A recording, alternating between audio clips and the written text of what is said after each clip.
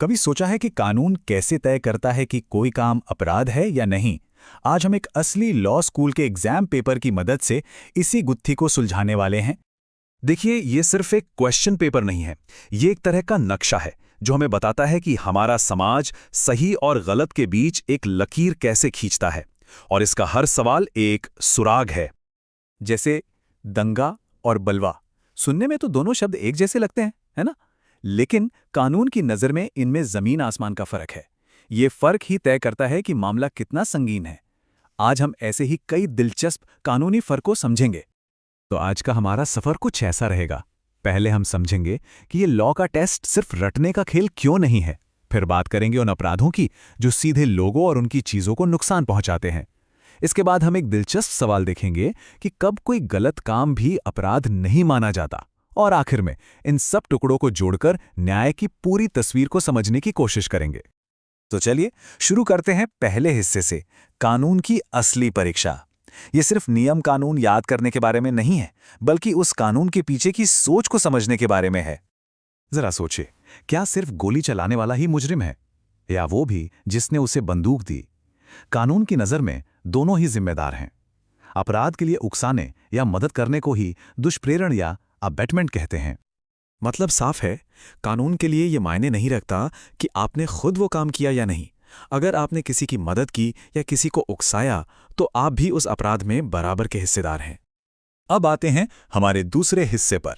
ये वो अपराध हैं जिनके बारे में हम सबसे ज्यादा सुनते हैं, लोगों और संपत्ति को नुकसान। और यहां इरादा ही सब कुछ बदल देता है। चोरी और उगाही यानी एक्सटॉर्शन, दोनों में ही किसी का सामान जाता है ना? लेकिन फर्क देखिए, चोरी में चीज आपकी पीठ पीछे गायब होती है, आपकी मर्जी के बिना।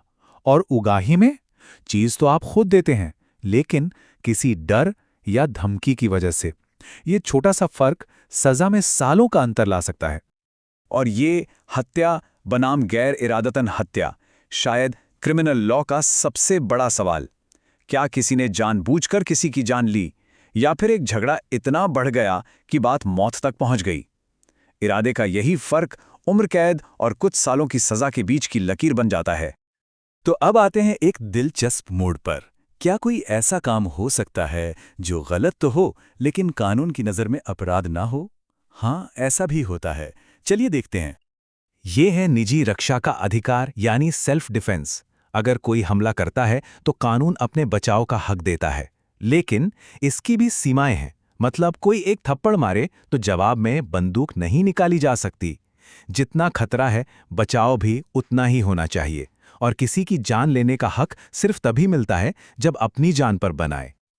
और फिर आता है गंभीर और अचानक उत्तेजना। कभी कभी हालात ऐसे बन जाते हैं कि इंसान गुस्से में अपना आपा खो बैठता है। कानून इस इंसानी कमजोरी को समझता है। ये कोई माफी नहीं है, लेकिन हाँ, ये हत्या जैसे संगीन आरोप को गैर इरादतन हत्या में बदल सकता है। और बात जब सहमति यानी कंसेंट की आती है, तो कानून बिल्कुल साफ है। अगर सहमति किसी धोखे या गलतफहमी पर टिकी है, तो वो सहमति है ही नहीं। ये एक बहुत सीधा और ताकतवर सिद्धांत है जो बहुत से लोगों की रक्षा करता है। अच्छा, अब तक हम उन अपराधों की बात कर रहे थे जो किसी एक इंसान के खिलाफ होते हैं, पर कुछ अपराध ऐसे भी हैं जिनका असर पूरे समाज, पूरे देश पर पड़ता है।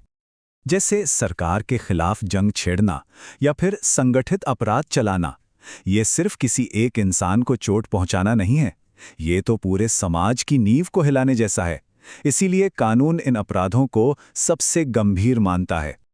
तो अब आप समझ रहे होंगे, ये लॉ का पेपर सिर्फ सवालों का गुच्छा नहीं है। इसका हर सवाल हमें सोचने पर मजबूर करता है। जुर्म के पीछे का इरादा क्या था, उससे नुकसान कितना हुआ, और उसका समाज पर क्या असर हुआ। तो चलिए अब इन सब धागों को जोड़कर एक बड़ी तस्वीर देखते हैं। आखिर ये सब हमें न्याय के बारे में क्या बताता है? किसी की इज्जत उछालने से लेकर किसी का पीछा करने तक, और तो और खाने पीने की चीजों में मिलावट करने तक, कानून को हर चीज से निपटना पड़ता है। ये दिखाता है कि हमारी सुरक्षा के लिए कानून की भूमिका कितनी अहम है। तो आखिर में पूरा क्रिमिनल लॉ 3 सवालों के इर्द गिर्द घूमता है। काम करने के पीछे इरादा क्या था, उससे नुकसान कितना हुआ, और क्या उसमें सहमति थी। न्याय का पूरा ढांचा इन्हीं 3 सवालों पर टिका है। तो यहाँ एक आखिरी सवाल छोड़कर जाते हैं। कानून की ये लकीरें पत्थर की लकीरें तो नहीं हैं। जैसे जैसे समाज बदलता है, ये लकीरें भी बदलती हैं। पर सवाल ये है कि इन लकीरों को बदलने, इन्हें फिर से खींचने का हक किसे मिलना चाहिए? ये एक ऐसा सवाल है जिस पर हम सभी को सोचना चाहिए।